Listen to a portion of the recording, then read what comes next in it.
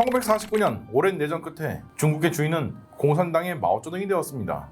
마오쩌둥은 대만 섬으로 도망간 국민당 잔당들을 소탕하고 내치에 힘쓰려고 했는데요. 1950년 갑자기 김일성이 한국을 남침해버렸습니다. 전쟁이 잘 풀렸으면 다행이었겠지만 인천 상륙작전으로 인해서 전세가 역전당하더니 김일성은 강계까지 빤스런치는 처지가 되었죠. 김일성은 스탈린과 마오쩌둥에게 살려달라고 빌었는데요.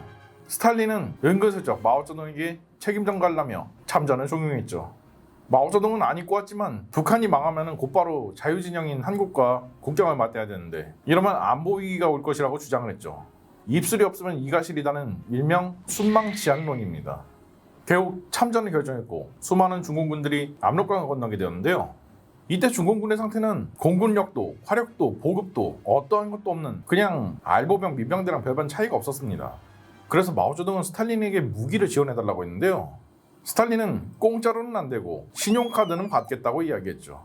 자기 대신 전쟁에 나가라고 해놓고 돈까지 달라는 스탈린의 양아치 같은 결정에 화는 났지만 당장 전쟁에서 질 수는 없는 중국이었습니다. 결국 40억 달러라는 지금 현재 가치로 따지면 100조 원 정도 되는 금액의 무기를 사오기로 했죠. 이때 중국에는 변변찮은 전투기가 없었으므로 투입된 대금 중에 많은 수가 전투기 구매 대금으로 들어갔습니다. 바로 최신 후테익 제트 전투기였던 미그 15 전투기 말이죠. 1945년 2차 세계대전이 종전이 되었습니다. 이때 연합국들은 독일의 군사기술들을 줍줍해 갔는데요. 소련군 역시 마찬가지로 독일의 선진화된 군사기술들을 주워갈 수가 있게 되었죠. 특히 소련은 독일에서 제트 엔진과 후테익 설계를 습득했죠. 후테익 설계는 날개에 후퇴각을 줘서 좀 더 빠른 속도를 낼 수 있게끔 하는 기술이었습니다. 곧바로 소련은 새로운 전투기 개발에 들어갔는데요. 그러나 전쟁 중에 급하게 만든 독일제의 제트 엔진들은 생각 외로 완성도와 추력이 좋지가 않았습니다. 소련은 고민에 빠지고 말았는데요. 이때 영국의 노동당 내각이 도라든지 갑자기 좀 더 좋은 추력의 최신형 롤스로이스 닌 엔진을 선물로 소련한테 줬어요. 소련은 곧바로 닌 엔진을 동원해서 최신 후테익 제트 전투기인 미그 15 전투기를 개발했습니다. 자체 중량 3.6톤에 최대 이륙 중량 5톤급으로 당시 나오던 최신형 제트 전투기들이랑 비슷한 체급이었고요. 최고 속도는 무려 시속 1070km에 달해서 초창기 직선익 제트 전투기에 비하면 훨씬 빠른 속도였죠. 후테익을 갖춰서 고속에서의 안정성도 좋았고 기동성도 좋았습니다. 여기에 튼튼한 미국제 폭격기를 요격하려고 37mm 단포신 기관포 한 문과 23mm 기관포 두 문을 장착하고 나왔죠. 따라서 화력으로는 도저히 상대할 전투기가 없었을 정도입니다. 한국전쟁 당시에는 소련군이 비밀리에 미그 15 전투기들을 투입시키자 예상대로 대부분의 초창기 직선익 제트 전투기들을 성능으로 압도할 수가 있었고요. 다급하게 미국제 최신형 후테익 제트 전투기인 F-86 세이버 전투기가 투입된 다음에서야 간신히 균형추가 맞춰질 정도였습니다. 또한 당시 대만 섬으로 쫓겨간 국민당군의 잔당들은 미국으로부터 폭격기들을 인수받아가지고 이걸로 못 먹는 감 찔러나 보자는 식으로 중국 남부에 폭격을 해대고 있었는데요. 이때 마오쩌둥이 소련의 도움을 요청하자 비밀리에 미그 15 전투기 부대들을 중국 남부 해안가에 배치시켜 주었죠.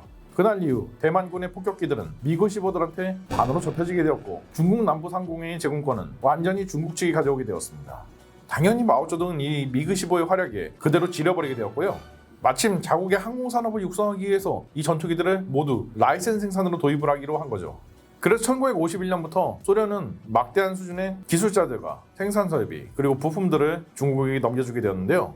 이 덕분에 생겨나게 된 공장이 바로 선양 112 공장이었죠. 과거 1920년대에 봉천군벌인 장쩌린 그리고 장쇠량이 항공기 생산 공장으로서 키워주려고 했던 공장인데요. 일본이 여기를 차지하는 과정에서 항공산업이 단절되었던 것을 1950년대에 다시 복구한 것입니다. 현재는 5세대 스텔스 전투기들을 개발한 선양항공으로서 불리고 있는 곳입니다. 선양항공에서는 미그 15를 그대로 라이센스 생산하는 작업을 진행했는데요. 당시 중국은 대만도 정리해버려야 되고 한국전쟁에서도 맨날 제공권이 없어가지고 폭격도 되게 맞는데 화딱지가 난 상태였거든요. 그래서 마오쩌둥은 미그 15의 개량인 미그 15 비스형을 도입하면서 무려 2600대나 생산하라고 지시를 했습니다. 진짜 대륙의 스케일이죠. 미그 15 비스형 같은 경우에는 닌 엔진의 복제품인 RD45 엔진 대신에 자체 개발품이자 개량형인 VK1 엔진이 장착된 버전이고요. 실제로 한국전쟁에서 F-86 세이버 전투기와 거의 동등한 수준으로 전투를 진행했던 전투기는 바로 이 미그 15 비스형이었죠. 그런데 1953년 소련의 지도자인 스탈린이 사망하였습니다.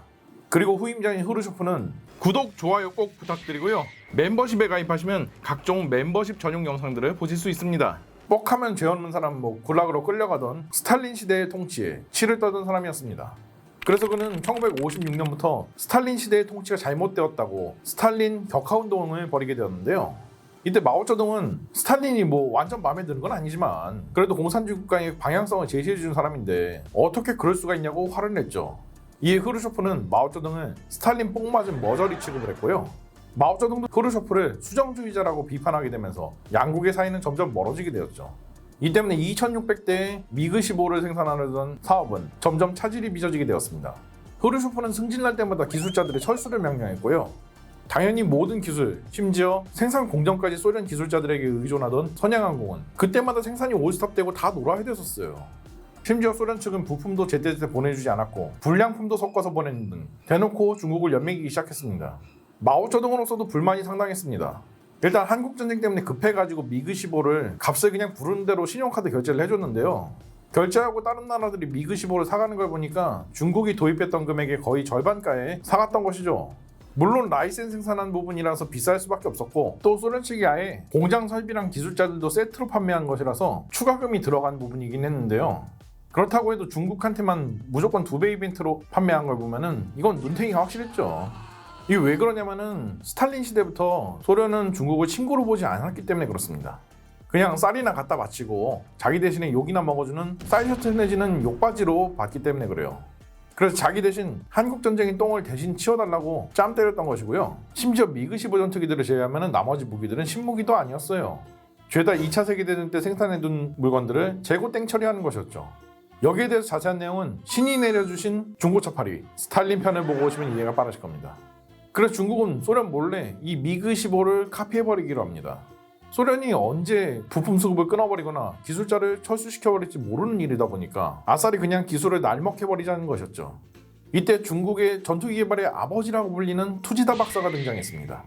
굉장히 유능한 항공공학자였는데요. 그는 비밀리에 미그-15를 카피하라는 지시를 받고 1956년 프로젝트 팀을 이끌고 선양에 도착했습니다. 그리고 불과 1년도 안 된 1957년 첫 카피품의 양산을 시작했는데요. 그것이 바로 J2 전투기였습니다. 투지다 박사는 소련과의 라이센스 계약에 구애받지 않고 찍어내도 되는 J2 전투기를 마구마구 찍어내기 시작했는데요. 근데 당시 중국 공군 같은 경우에는 미그-15를 대량으로 보유하기로 했으니까 복잡훈련기 버전인 미그-15 UTI형도 대량으로 주문을 했었거든요. 근데 소련은 중국 공군의 기종전원 훈련을 방해하려고 고의적으로 미그-15 UTI형의 부품 배송을 늦추거나 기술자들이 태업을 하게끔 했었거든요. 여기에 빡친 투지다 박사는 1년 6개월 만에 미그-15 UTI도 복제해내서 복자훈련용인 JJ2로 생산하기 시작했죠. 이렇게 해서 중국은 소련이 뭐라 하든 대량의 미그-15를 생산할 수 있게 되었습니다. 생산된 J2들은 당시 대만과의 긴장 수위가 높아지고 있어가지고 중국 남부에도 배치가 되게 되었는데요. 이윽고 첫 실전을 경험하게 되었죠. 1958년 8월 23일 중국 해안가에서 불과 1.8km 떨어져 있는 대만령 찐먼섬에 수만 발에 달하는 중국군의 포격이 떨어졌습니다. 이 섬은 대만섬보다 중국 본토에 더 가까운 섬이었는데요. 국민당군이 중국 본토로 진출할 교두보로서 최후까지 방어를 해내던 곳이었죠. 찐먼 방어사령관이던 후렌 장군은 이번 포격의 규모로 봐서는 곧이어서 중국 측이 섬의 상륙을 시도할 것으로 보았습니다. 후렌 장군은 즉시 장기 항전 태세에 돌입하고 대만 본섬에 지원을 요청했습니다. 그러나 대만 본섬에서 오는 보급함들은 중국 측의 포격에 연일 해안가에서 격침당해버렸고요. 찐먼섬은 말라 죽어버릴 위기에 처해버리고 말았죠. 이에 미국은 즉시 항공모함 전단을 파견해가지고 찐먼섬에 대한 보급로를 확보해줬죠. 그러나 문제가 하나 더 있었습니다. 중국군이 찐먼섬 상공에 대한 제공권을 확보해놓은 상태였다는 것입니다. 물론 중국 공군의 전투기들을 견제해주고 있었지만 직접적인 교전에 말려들길 원치 않아 하는 미국의 입장 때문에 결국 제공권 확보의 주체는 대만군이어야 됐었습니다. 따라서 미국 측은 개발된 지 불과 1년밖에 되지 않은 신무기를 긴급하게 대만 측에 제공해 주었죠. 바로 단거리 공대공 열추적 미사일인 사이드와인더 B형 말입니다. 미국은 미사일과 동시에 기술자들을 보내주었고요. 곧바로 대만 공군이 보유 중인 F-86 세이버 전투기들의 사이드와인더 B형을 장착하는 긴급 개수를 진행해 주었습니다. 그리고 이들 32대의 세이버 전투기들은 찐먼섬 상공에 제공권을 확보하고자 날아올랐죠.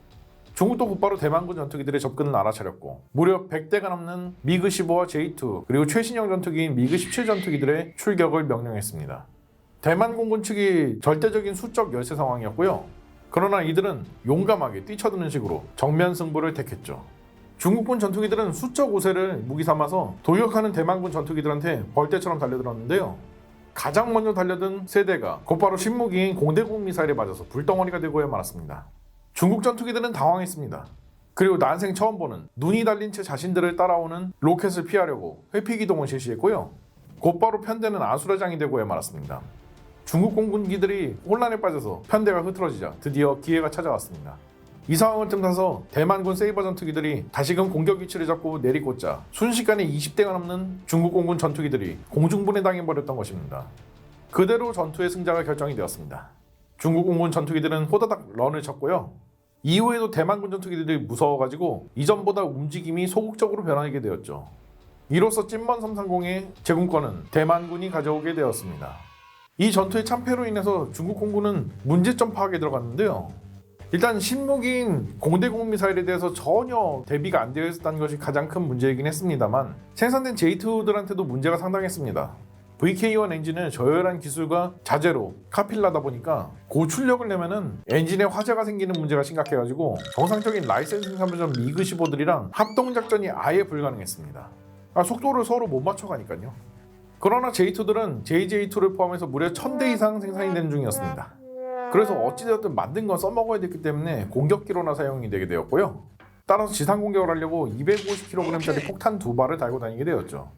이마저도 문제가 너무 심각해가지고 1965년에 새로 생산된 J6 전투기들한테 임무를 승계하고 전량 퇴역하게 되었습니다.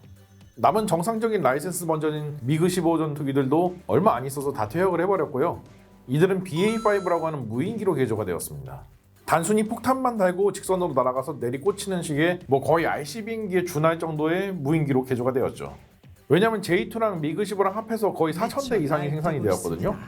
이거를 전쟁 초반에 대만군한테 쭉 날려보내면은 대만은 이 구식 전투기를 격추하려고 대공 미사일을 소진을 해야 되다 보니까 구식 전투기를 격추하느라 대공 미사일이 소진된 틈을 타가지고 진짜 전투기로 이제 공격을 하는 식이죠. 그렇다고 요격을 안 하자니 연료와 폭탄을 만재한 5톤짜리 쇳덩어리 4,000개가 타이베이 도심지에 꽂힐 텐데 리스크가 상당하죠. 또한 꽤 그럴싸한 파생형도 있는데요. 바로 JJ1이라고 하는 물건입니다. J2의 복작인 JJ2에 들어간 부품들을 기반으로 중국이 자체적으로 설계해본 중국 최초의 고등훈련기입니다. 일단은 공기흡입구를 기수 양측에 분산을 해가지고 배치를 해놨고 또 생긴 건 또 그럴싸하게 생겼는데 당시 중국제 물건들이 거의 다 그렇듯 실제로 써먹기는 굉장히 어려운 수준의 성능과 신뢰성을 자랑했고요. 또 이제 제트 훈련기가 너무 많고 프로펠러 훈련기가 부족하다는 문제 때문에 CJ 세대만 생산이 되어보고 채택이 되진 않았던 비운의 고등훈련기였죠. 참고로 요즘 사람들이 중국의 스텔스 전투기 개발을 보고 나서 엄청 대단하다고들 그렇게 이야기하는데요. 물론 대단하긴 한데 저는 우리나라보다는 덜 대단하다고 생각합니다. JJ1이 처음 초도 비행을 했을 때가 1958년이었어요. 이때 한국은 달구지나 만들던 시절에서 간신히 벗어나가지고 미군이 쓰다 버린 항공기 부품들로 망치로 이렇게 두들겨가지고 테크놀로지야 수제 경비행기 막 만들고 그랬거든요. 그러니까 우리가 수제 경비행기 만들 때 저 나라는 제트 전투기를 만들고 있었어요. 그리고 또 중국이라는 나라 자체가 굉장히 크고 경제 발전까지 되면서 항공산업에 굉장히 많은 투자를 해줬지만 우리는 그 정도까지는 아니었잖아요. 근데 지금 중국이 5세대 전투기를 내놓을 때 우리나라도 비슷하게 맞춰가가지고 세계적인 수준의 4.5세대 전투기를 만들어서 내놨습니다. 출발도 늦었고 투자도 미약했는데 어찌저찌 비슷하게 따라왔으니까 우리가 더 대단한 거죠. 총평하자면 J2 전투기는 미그15를 그대로 카피해다가 만든 전투기였습니다. 그러나 당시 제로 베이스 수준의 기술을 가지고 있던 중국으로서는 이 카피마저도 제대로 진행을 할 수가 없었고요. 결국 뛰어난 능력을 보여줬던 미그15와는 달리 J2는 반쪽짜리 성능과 저열한 신뢰성을 보여주면서 일찌감치 도태되게 되었습니다. 한편 중국이 미그15를 라이센스 생산하고 있을 때 크루쇼프가 아침에 쾌변이라도 하셨는지 싱글벙글해하면서 갑자기 중국한테 솔깃한 제안을 하게 되었는데요.